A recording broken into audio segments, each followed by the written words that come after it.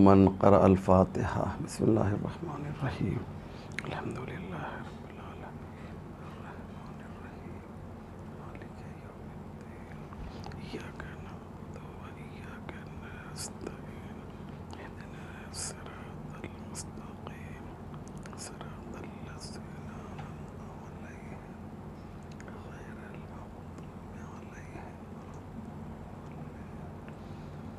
لا حول ولا قوة الا باللہ العلی العظیم، حسبنا اللہ ونعم الوکیل، نعم المولا ونعم النصیر۔ اعوذ باللہ من الشیطان اللعین الرجیم، بسم اللہ الرحمن الرحیم، الحمد للہ رب العالمین، والصلاة والسلام والتحیۃ والاکرام علی سید الانبیاء والمرسلین، مولانا ابی القاسم محمد، اللہم صلی علی محمد وآلہ الطیبین الطاہرین المعصومین المظلومین المنتخبین، ولعنۃ اللہ علی اعدائہم اجمعین، من یومنا ھذا الی صباح یوم الدین۔ رب اشرح لی صدری ویسر لی امری واحلل عقدۃ من لسانی یفقہوا قولی، اما بعد فقد قال اللہ سبحانہ تبارک و تعالی وقولہ الحق۔ بسم اللہ الرحمن الرحیم، رب اجعلنی مقیم الصلاۃ ومن ذریتی۔ عاملین کرام و ناظرین ذوی الاحترام، کل کی مجلس کا جو ٹاپک اور جو عنوان تھا وہ نماز تھا، اور خلاصہ کل کی مجلس کا یہ ہے کہ کچھ لوگ ایسے ہیں کہ جو نماز کو بچاتے ہیں، اور کچھ لوگ ایسے ہیں کہ نماز جنہیں بچاتی ہے۔ یہ ایک ایسی عبادت ہے کہ جس کے بارے میں پیغمبر اسلام نے یہ اعلان کیا کہ اگر نماز قبول ہو گئی تو سارے اعمال قبول کر لیے جائیں گے، اور اگر نماز واپس کر دی گئی تو پھر کوئی عمل قبول نہیں ہوگا۔ حاجی ہیں، روزے دار ہیں، لیکن نماز قبول نہیں ہو سکی تو ہمارا حج بیکار ہو جائے گا، روزہ بیکار ہو جائے گا۔ مومن اللہ کا بندہ جب نماز کے لیے کھڑا ہوتا ہے تو سب سے پہلے جو عمل انجام دیتا ہے وہ اپنے دونوں ہاتھوں کو بلند کرتا ہے۔ آپ میری طرف دیکھیے، دونوں ہاتھوں کو بلند کرتا ہے اور آواز دیتا ہے اللہ اکبر، تکبیرۃ الاحرام کہتا ہے۔ یہ تکبیرۃ الاحرام کیا ہے؟ بندہ نمازی جو اللہ کی عبادت کرنے کے لیے مصلی پر آیا ہے، وہ کیا کرتا ہے؟ اپنے دونوں ہاتھوں کو کانوں تک لے کر جاتا ہے، یعنی یہ بتاتا ہے کہ میں سرنڈر کر رہا ہوں۔ آپ جانتے ہیں اسلام کا معنی فقط پیس نہیں ہے، اسلام کا معنی فقط امن نہیں ہے، بلکہ اسلام کے دو معنی ہیں، ایک تو پیس اور سلامتی کے ہیں، اور دوسرا معنی اسلام کے سرنڈر کرنے کے ہیں۔ اور یہ بات میں اپنی طرف سے نہیں کہہ رہا ہوں، بلکہ نہج البلاغہ میں مولا متقیان حضرت علی ابن ابی طالب علیہ السلام اعلان کر رہے ہیں، لَأَنْسَبَنَّ الْإِسْلَامَ نِسْبَةً لَمْ يَنْسُبْهَا أَحَدٌ قَبْلِي۔ میں اسلام کی ایک ایسی ڈیفینیشن تمہیں بتانے جا رہا ہوں کہ اس سے پہلے کسی نے ایسی تعریف اور ڈیفینیشن بیان نہیں کی تھی۔ پھر مولا فرماتے ہیں کہ الاسلام هو التسلیم والتسلیم هو الیقین والیقین هو التصدیق۔ مولا فرماتے ہیں کہ اسلام کا ترجمہ جانتے ہو؟ اسلام کا مطلب جانتے ہو؟ اسلام کسے کہا جاتا ہے؟ الاسلام ہو تسلیم، اسلام سرنڈر کرنے کو کہتے ہیں، سر تسلیم خم کرنے کو کہتے ہیں۔ مفتی محمد جعفر صاحب نے اس کا ترجمہ کیا ہے، تسلیم یعنی سر تسلیم خم کر دیا جائے، جھکا دیا جائے، اسے بولتے ہیں اسلام۔ اسلام جو ہے اسی سے نکلا ہے مسلمان۔ مسلمان کسے کہتے ہیں؟ مسلمان اسے کہتے ہیں کہ جو سرنڈر کر دے۔ اب آپ جانتے ہیں سرنڈر کرنے کا مطلب یہ ہے کہ جیسے ہی وہ مصلی پر آ کر کہتا ہے اللہ اکبر، تو یہ آپ ہاتھ میری طرف دیکھ رہے ہیں، یہ دو ہاتھ جو ہے ہم اٹھا رہے ہیں، یہ اس بات کی علامت ہے کہ ہم سر تسلیم خم کر رہے ہیں۔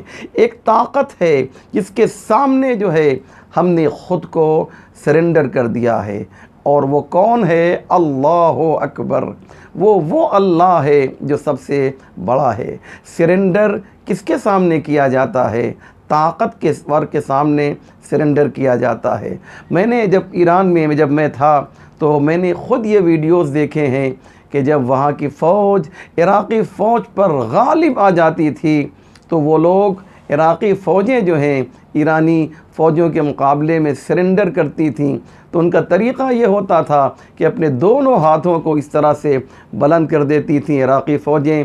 ایرانی فوجیوں کے سامنے یہ ہاتھوں کو بلند نہیں کر رہی ہیں عراقی فوجیں، بلکہ ایرانی فوجوں کی عظمت اور طاقت کا اعلان کر رہی ہیں کہ کوئی ہے جو ہم پر غالب آ چکا ہے، جو ہم سے زیادہ طاقتور ہے، جو ہم سے زیادہ مضبوط ہے۔ بس اسی طریقے سے بندہ خدا بھی، اللہ کا بندہ بھی، عبد الہی بھی جب مصلی پر آتا ہے اور اپنے دونوں ہاتھوں کو کانوں تک لے جا کر اللہ اکبر کہتا ہے تکبیرۃ الاحرام کی شکل میں، تو گویا وہ یہ اعلان کر رہا ہے کہ اب ہم نے ایک ایسی طاقت کے سامنے خود کو جھکا دیا ہے کہ جو سب سے بڑا ہے۔ وہ کون ہے؟ اللہ اکبر، وہ اللہ سب سے بڑا ہے، وہ اللہ اکبر ہے، وہ سب سے بڑا ہے، سب سے بڑا ہے۔ اس لیے اس طاقت کے مقابلے میں جو ہے ہم نے خود کو سرنڈر کر دیا۔ اب سنیے کہ قرآن کیا کہہ رہا ہے کہ انسان جب مسجد میں آتا ہے، میں قرآن کی آیت بعد میں پڑھوں گا، پہلے اس کو سن لیجئے۔ مسجد میں جب ہم آتے ہیں تو مسجد میں کیا چیز ہوتی ہے؟ ایک چیز ہوتی ہے جسے محراب کہا جاتا ہے۔ محراب کس چیز سے نکلا ہے؟ محراب نکلا ہے حرب سے۔ حرب یعنی جنگ، اور محراب کا ترجمہ اگر اردو زبان میں کیا جائے تو میدان جنگ ہے۔ محراب یعنی میدان جنگ۔ مسجد میں کیا چیز ہوا کرتی ہے؟ مسجد میں محراب ہوا کرتی ہے۔ نماز پڑھنے والا نماز کہاں پڑھتا ہے؟ جی بتائیے، نماز محراب میں پڑھتا ہے۔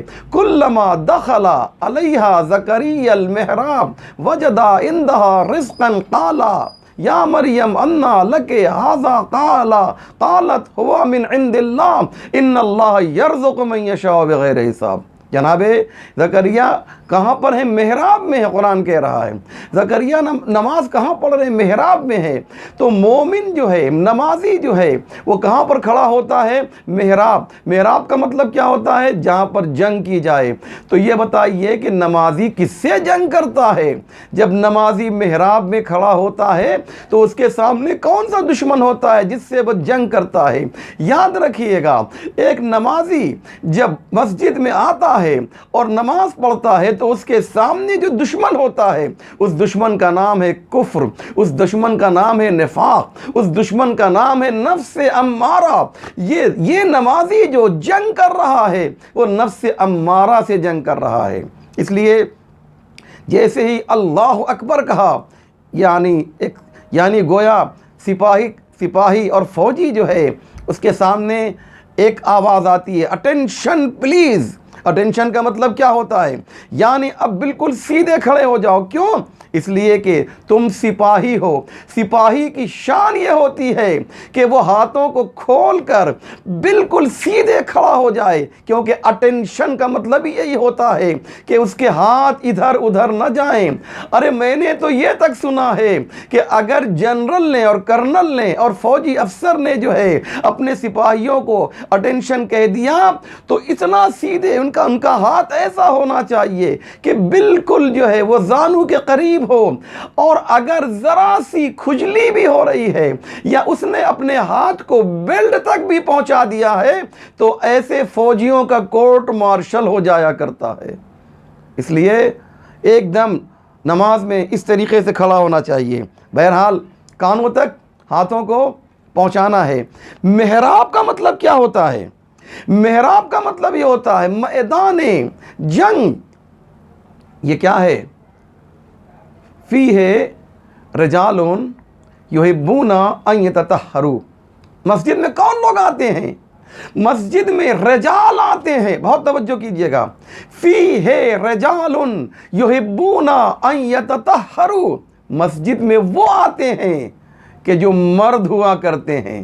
مرد کسے کہا جاتا ہے؟ اب قرآن نے تو کہا مسجد میں مرد آیا کرتے ہیں, اور پیغمبر نے فرمایا لَأُوتِيَنَّ الرَّائِطَ غَدًا رَجُلًا كَرَّارًا غَيْرَ فَرَّارٍ. کل میں علم اس کو دوں گا جو مرد ہوا کرے گا. اللہ نے کہا مسجد میں مرد آیا کرتے ہیں. پیغمبر نے کہا کل میں علم اس کو دوں گا جو مرد ہوگا. یعنی کل جسے علم دیا جائے گا وہ بھی جنگ کرے گا, اور مسجد میں جو آئے گا وہ بھی جنگ کرے گا. فرق یہ ہے کہ جو مسجد میں آتا ہے وہ نفس امارہ سے جنگ کرتا ہے, جو میدان میں آتا ہے وہ ظاہری دشمن سے جنگ کرتا ہے. اس لیے رجل, ایک رجل شجاع کا نام, رجل کا مطلب شجاع اور بہادر ہے. اور اس کے بعد آپ دیکھیں عزیزان محترم کہ یہ ایک بہت ہی امپورٹنٹ اور اہم مسئلہ ہے جو اب میں پیش کرنے کے لیے آپ کے سامنے جا رہا ہوں. کیا کہا؟ اللہ اکبر. اکبر کا مطلب کیا ہوتا ہے؟ توجہ کر رہے ہیں نا؟ اکبر کا مطلب کیا ہوتا ہے؟ اکبر یعنی بہت بڑا یا سب سے بڑا. بہت بڑا بھی نہیں, سب سے بڑا. یعنی انسان جب نماز پڑھنے کے لیے آتا ہے تو اس کی کبریائی کا اعلان کرتا ہے, اللہ کی بزرگی کا اعلان کرتا ہے, اللہ کی کبریائی کا اعلان کرتا ہے کہ اللہ جو ہے وہ سب سے بڑا ہے. یعنی کیا مقصد؟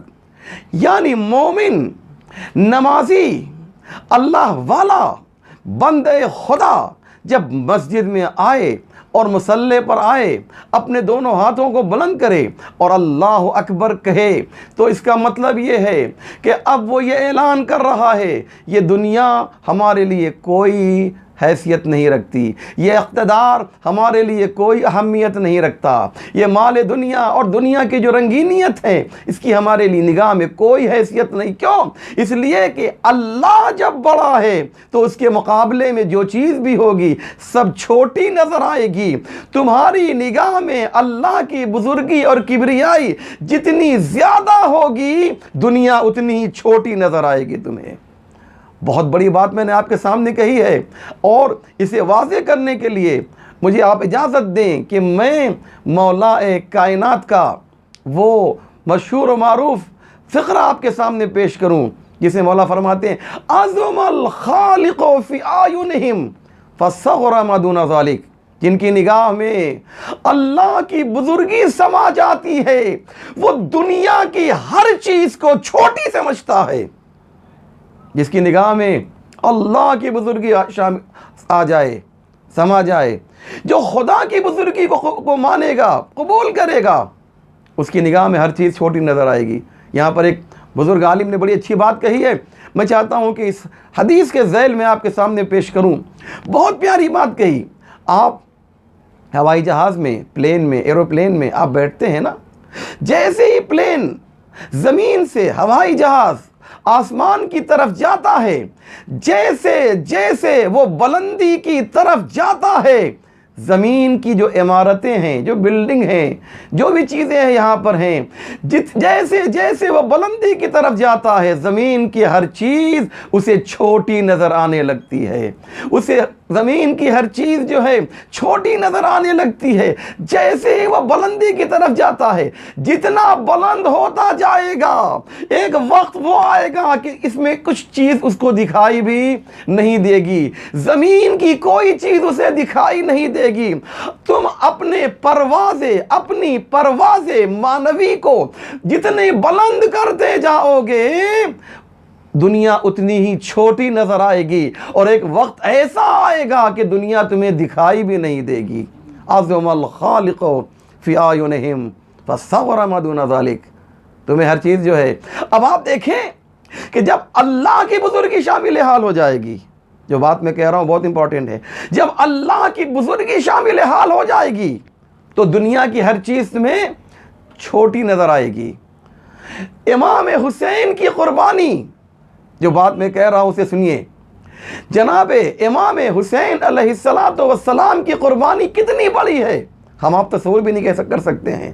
قرآن نے اسے ذبح عظیم کہا ہے، وَفَدَيْنَاهُ بِذِبْحٍ عَظِيمٍ، ہم نے اس اسماعیل کی قربانی کو، اس دمبے کو جو ہے، اسماعیل کی قربانی کو بلکہ کہا جائے، اسماعیل کی قربانی کو ایک ذبح عظیم سے فدیہ قرار دیا ہے، ریپلیس کر دیا ہے، یوں کہا جائے انگلش میں۔ یہ قربانی اسماعیل، اس کی ریپلیسمنٹ کون ہے؟ ذبح عظیم ہے۔ ذبح عظیم کون ہے؟ ذبح عظیم یہ حسین ابن علی ہیں۔ عظیم یعنی بڑا۔ جناب زینب جب امام حسین کے جنازے پر 11 محرم کو آئی ہیں تو ایک مرتبہ جنازے کے پاس بیٹھ جاتی ہیں، اور بیٹھنے کے بعد حسین کے جنازے کے اوپر، سینے کے اوپر ہاتھ رکھتی ہیں، زخمی سینے پر ہاتھ رکھتی ہیں، ایک ہاتھ سینے پر ہے، ایک ہاتھ آسمان پر بلند ہے، آسمان کی جانب بلند ہے، اور آواز دیتی ہیں، ربنا تقبل منا ھذا القلیل، اے میرے پروردگار میری اس مختصر سی، ہماری اس مختصر سی قربانی کو قبول کر لے۔ ارے جس کی نگاہ میں پروردگار کی کبریائی اور بزرگی آ جاتی ہے، وہ ذبح عظیم کو بھی قلیل سمجھتا ہے۔ یہ بات آپ تک انشاءاللہ پہنچی ہوگی، بہت ہی اہم بات ہے۔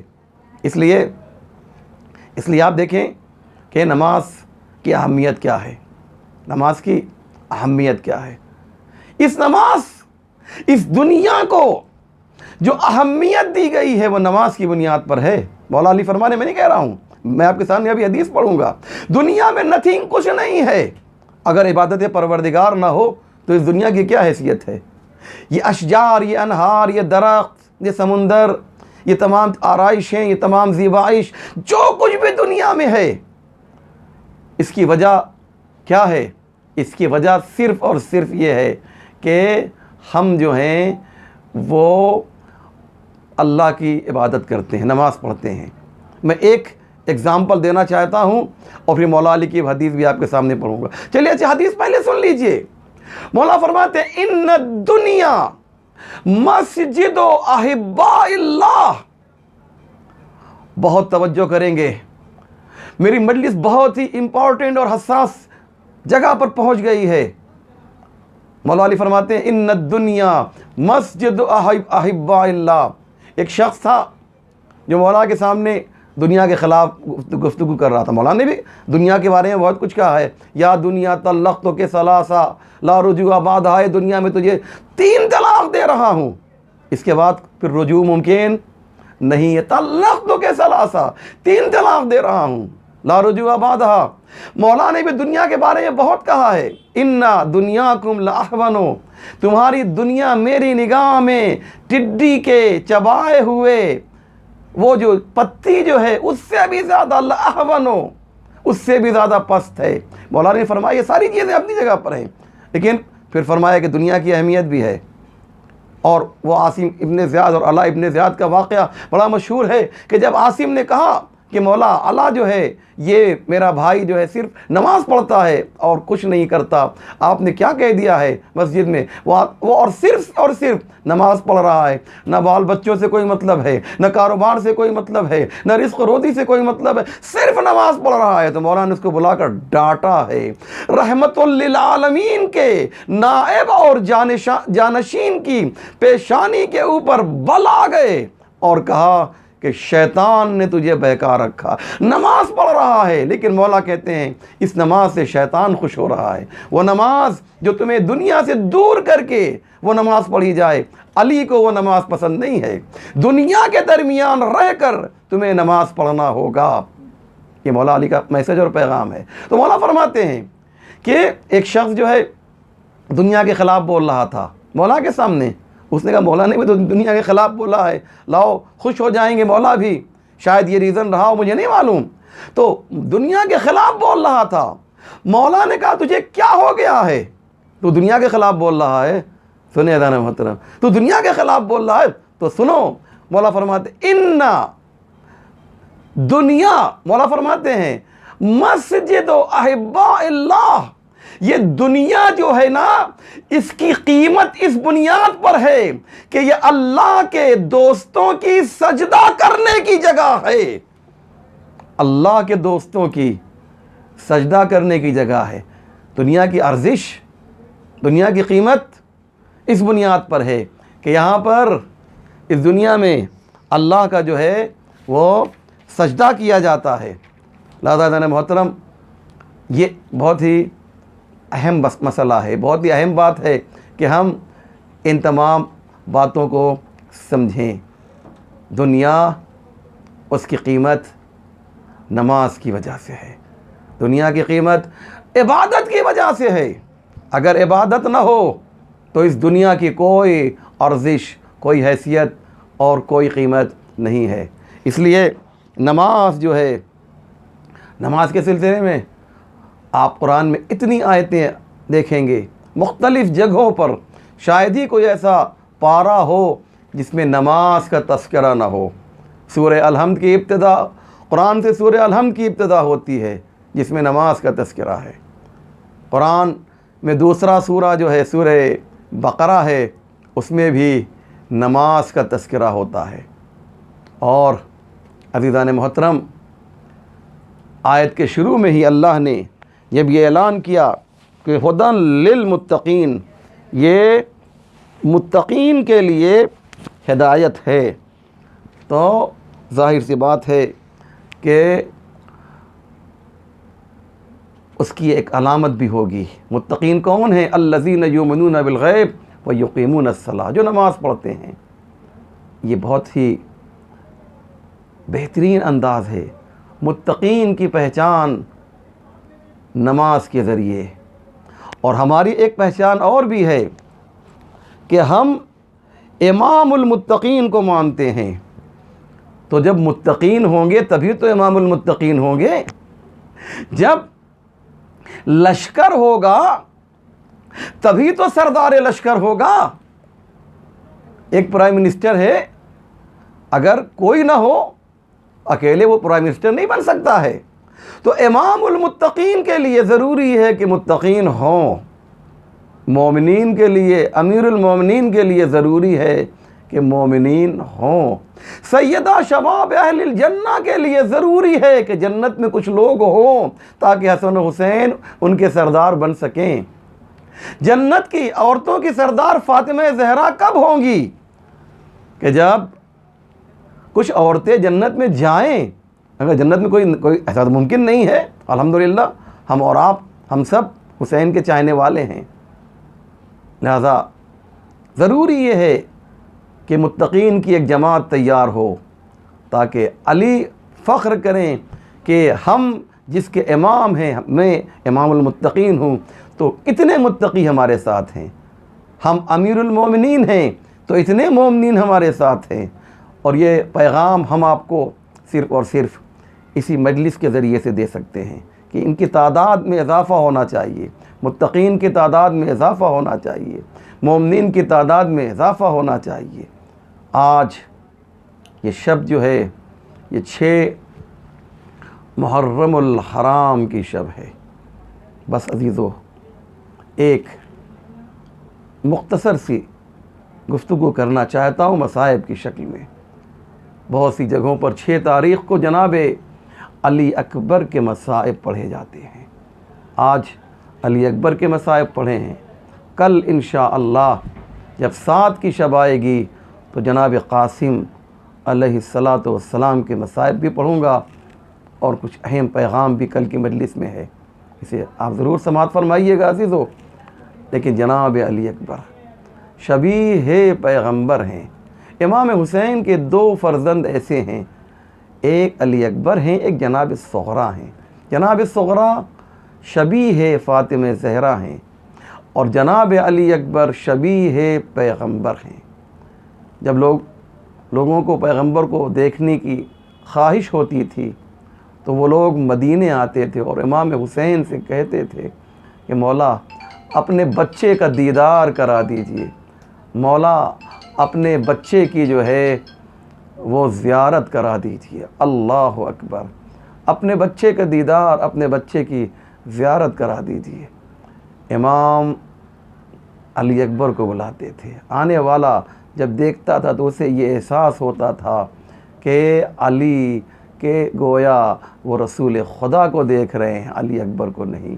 اتنی شباہت تھی، اور اس بات کو امام حسین نے اس وقت کہا ہے جب علی اکبر کو میدان میں بھیجنا چاہا کہ پروردگار اللہم اشہد علی ہؤلاء القوم، اے میرے پروردگار تجھے گواہ بنا رہا ہوں۔ یہ پہلا موقع ہے کہ حسین نے کسی کو بھیجا ہے تو اللہ کو گواہ بنایا ہے۔ بہت بڑی بات ہے، علی اکبر میدان میں جا رہے ہیں لیکن حسین اللہ کو گواہ بنا کر کہہ رہے ہیں کہ میرے پروردگار گواہ رہنا، اب میں اس بچے کو بھیج رہا ہوں، اب میں اس جوان کو بھیج رہا ہوں جو تیرے رسول سے ہر اعتبار سے خلقاً و خلقاً و منطقاً جو ہے مشابہ تھا، شبیہ رسول تھا، اسے بھیج رہے ہیں۔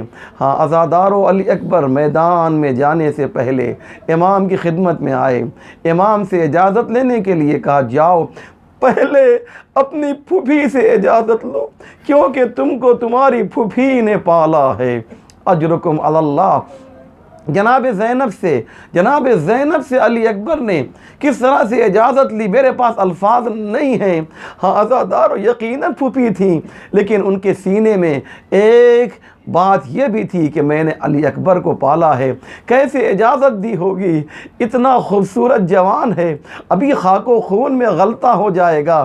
اور جب بیویوں کو یہ خبر ملی، بس میں نے ختم کیا عزیزوں، بیویوں کو جب یہ خبر ملی کہ علی اکبر جو ہے میدان میں جا رہے ہیں تو ایک خیمے میں بیویاں جمع ہو گئیں، اور جمع ہونے کے بعد علی اکبر کو اپنے حلقے میں لے لیا اور گریہ کرنا شروع کیا۔ حمید ابن مسلم کہتا ہے یہ پہلا ایسا شخص ہے کہ جو مقتل میں گیا ہے تو اسے خواتین نے گھیر لیا، مجھے نہیں معلوم کہ اندر کون کون تھا، لیکن حمید ابن مسلم کہتا ہے میں نے دیکھا کبھی خیمے کا پردہ اٹھتا ہے، کبھی خیمے کا پردہ گرتا ہے، کوئی ہاتھ ہے، ایک چھوٹی سی بچی ہے جو علی اکبر کے دامن کو پکڑ کر یہ فریاد کر رہی ہے بھیا مقتل میں نہ جاؤ، کیونکہ جو بھی گیا ہے وہ واپس نہیں آیا۔ اب آپ سمجھ گئے وہ کوئی اور نہیں ہے، وہ علی اکبر کی بہن سکینہ ہے جو آواز دے رہی ہے اے بھیا مقتل میں نہ جاؤ،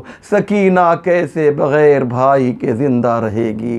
وَسَيَعْلَمُ الَّذِينَ ظَلَمُوا أَيَّا مُنْقَلَبٍ يَنْقَلِبُونَ إِنَّا لِلَّهِ وَإِنَّا إِلَيْهِ رَاجِعُونَ رضا بقضائه وتسليما لأمره اللهم بحق محمد وأنت المحمود وبحق علي وأنت العالى وبحق فاطمة وأنت فاطر السماوات والأرض وبحق الحسن وأنت المحسن وبحق الحسين وأنت قديم الإحسان وبحق الأئمة التسعة الطاهرين من ذریت الحسین علیہ السلام۔ یا اللہ تجھے واسطہ ہے محمد و آل محمد کے پروردگار، ہمارے اس مختصر مگر اہم اعمال کو قبول فرما، جو پریشان حال ہیں ان کی پریشانیوں کو دور فرما، جو بیمار ہیں انہیں شفا عنایت فرما، ہمارے امام کے ظہور میں تعجیل فرما، ہم سب کو ان کے اعوان و انصار میں شمار فرما۔